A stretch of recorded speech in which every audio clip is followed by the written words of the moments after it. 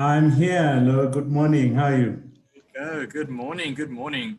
Guys, I'm going to hand over to Donna. Donna's going to be doing the next interview, but we're very blessed to have Mr. Setlhogane Mantshidi from Investec with us here today.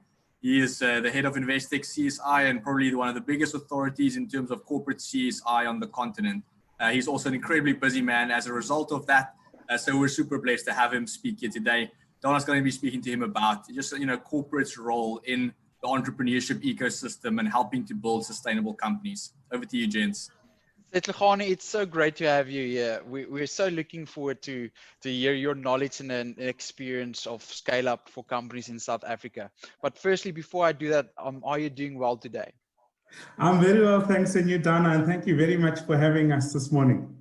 Oh, wonderful. That is wonderful. Setlhogane, Lau gave such an amazing introduction already to you. Just for the viewers, I can just re-mention Setlhogane Mantshidi, the head of corporate social investment at Investec, is also one of our key network partners in some of the programs that we run. Setlhogane, really great to have you here with us. Our topic for today is just to pick your brain on your experience and knowledge on the importance of scale-up companies in South Africa.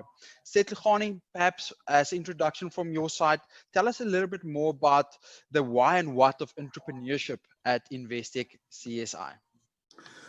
Well, I think suffice for those who are familiar with our brand, with our firm, we pride ourselves in being an entrepreneurial firm. And that's largely seen in the way in which we foster an entrepreneurial work environment that fully embraces what I call the entrepreneur, the edge for people to do things differently, innovatively and creatively all the time.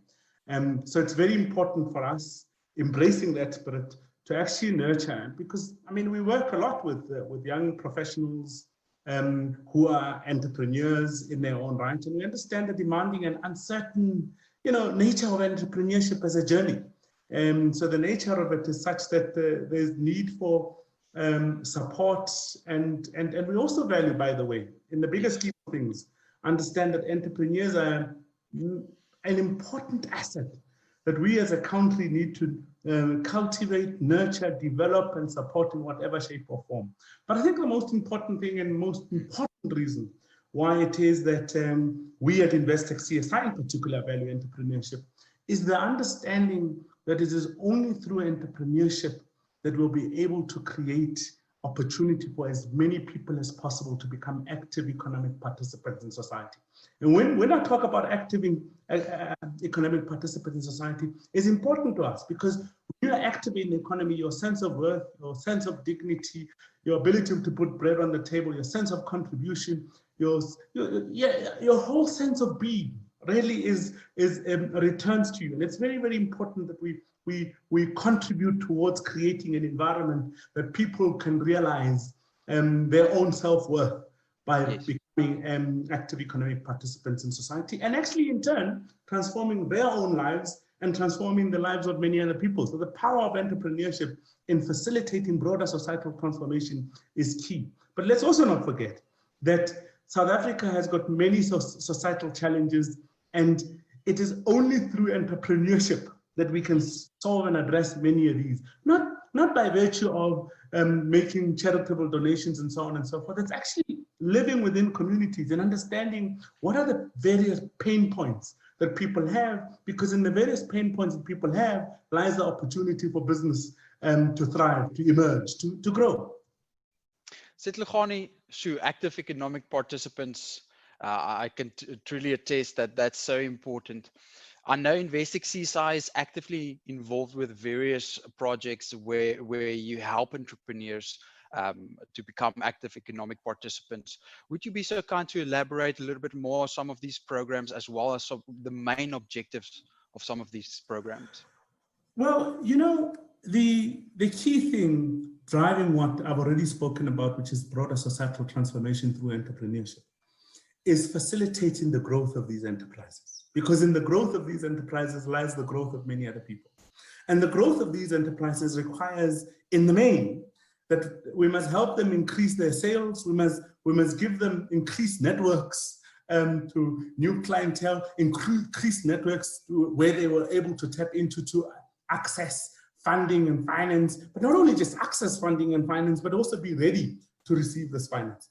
And that's very important. So in the main, we said the entrepreneurship spectrum is very wide, and there are only 2 or 3 areas in which we have chosen to participate. One is to say that we've really got to contribute towards the pipeline of emerging entrepreneurs. So we've got to support those who are still thinking, who are unsure whether they're entrepreneurial or not, but are in the early stages of entrepreneurship.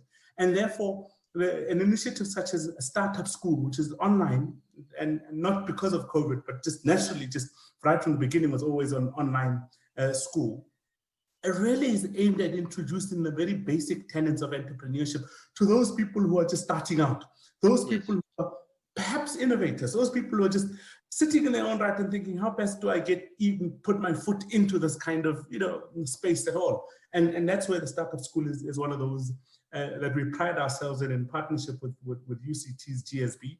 But also the second piece is that of if we are to grow enterprises, we really have to shift 2 needles. And the one needle is their ability to fundraise. And that's why, in partnership with OCFO, which is where we know each other very well, Dana and Lo, is the facilitation of the Finance Readiness Program. It's understanding that, of course, finance is key and is important, but it isn't just about finance. It is about the readiness to receive this finance. I'm a social entrepreneur, so I'm very passionate about making a difference to people's lives.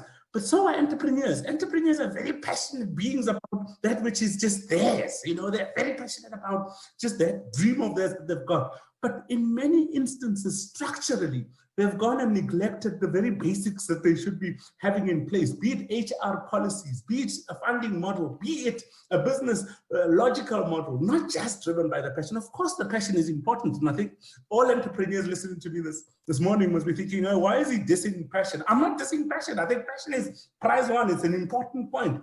But I think many of those who've experienced this journey will understand that it takes much more than just passion to make it an entrepreneurship. And part of it is nurturing and understanding and navigating what those basic pillars of running a business, whether it's HR, whether it's economics, whether it's tax and all other legalese that you're supposed to have in place.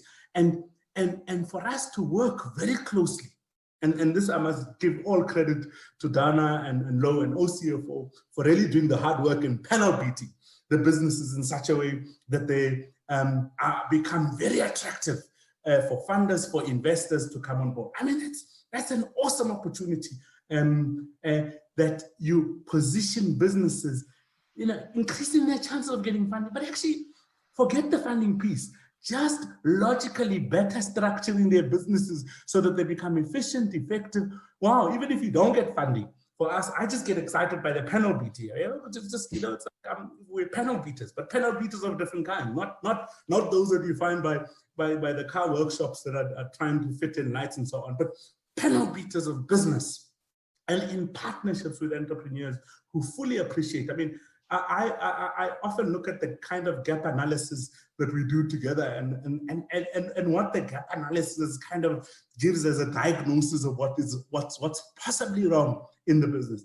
But for the entrepreneur to look at that gap analysis and to identify and see the gap and say, I actually understood it. I thought I understood the gap. I thought I knew the gap, but I never realized the extent to which this was of paramount importance, and that this very piece that I've possibly neglected could work against me and my business in the future. So the finance readiness piece, ladies and gentlemen, all of you entrepreneurs are looking at us today. It's one piece that I get very, very excited about. But the second needle, Dana, that we ought to watch is that of access to markets. I mean, really, it is only in the growth of sales that we'll look back and say, this business requires more people. This business is reporting increased turnover. This business is reporting better profits. This business can perhaps in the long run be thinking about structuring its own CSI program, simply because of the sheer volumes, the level of activity that we would have put in place. And there again, in partnership with OCFO, ours is to really look at businesses and really say, how do we really pursue leads? How do we make sure that we do much better at positioning ourselves in this business and really opening as many doors as possible? Yeah, of course, the doors that we may open initially might be local, but actually we've got to think not only just local, but also think globally. And that's why, for example, one of the other pieces that we've always had until COVID-19 hit was the Global Exposure program, which saw us take youngsters in emerging entrepreneurs in various sectors. I mean, we have gone recently with those in media to Bangalore. We have gone with those in agriculture to Israel. We've gone with those in tech to Silicon Valley. I mean, again, there's the understanding that global exposure just gives you different perspective. It sometimes you have to visit places that are just a tiny bit ahead of you, so that when the curve hits you, you're better positioned as an entrepreneur to respond and to take full advantage of it. Dan, I mean, I can carry on. So the problem is you ask me the question, and then this is where you've really touched the nerve. Thank you so much, Setlukhane. It's so great to hear you talk with so much passion about entrepreneurship.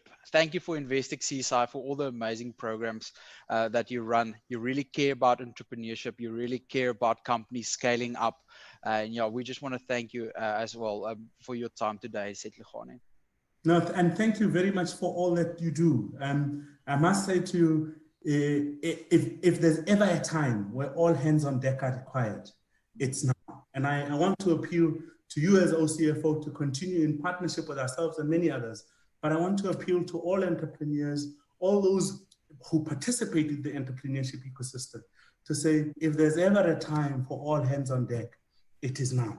And it's a very challenging time, both because of COVID and the economic kind of environment that we had always found ourselves in. But it is time that we can shift. This is like a reset button of sorts, but a reset button that asks and requires of all of us to participate in whatever shape or form to make a meaningful contribution, not only to South Africa, but the world at large. Thank you very much, and enjoy the rest of the session. Thank you, Setlukhane. Hey, Lau here, one of the founders of Outsource CFO. If you enjoyed this video, make it official. Click subscribe.